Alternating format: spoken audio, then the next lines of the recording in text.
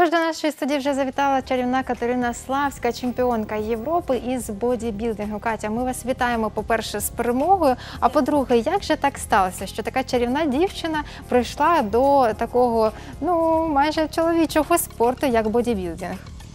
По-перше, я не можу сказати, що це чоловічий вид спорту, так як бодібілдинг, в змаганнях по бодібілдингу є різноманітні категорії, які є для жінок, для чоловіків.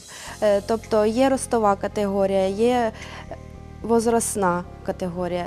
Для мене найголовніше в цьому спорті – це краса, жіночність.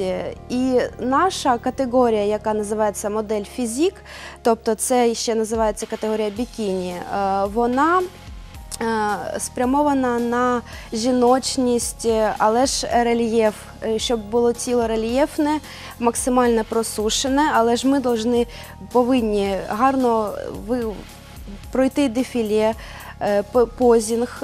Це найголовніше в нашому спорті, в категорії фізик-модель. Де проходили змагання та як вам взагалі ці змагання? Проходили змагання у Словаччині, місто Шаморін, в готелі X-Bionic. Дуже гарне місце, дуже красиво. Я була дуже задоволена організацією. Це федерація UBPF. Я дуже вдячна, що в неї вступила і від неї виступала. Це було неймовірно, гарно. І я ніколи не забуду це відчуття, коли тебе нагороджують ще й золотою медаллю, кубком. І це неймовірні почуття. І я дуже задоволена, що мені вдалося отримати перемогу на цих змаганнях. Катя, зараз літо. Ось скажіть дівчатам, які прагнуть мати гарну форму, прагнуть бути королевами пляжів, як тримати себе у формі? Чи це повинен бути раціон, чи це тренування? Що порадите? Так, повинен на першому місці завжди стоїть правильне харчування. Тому що якщо неправильно харчуватися і при цьому тренуватися, результату не буде. Дієти є різні, є експрес-дієти, є так називається правильне харчування.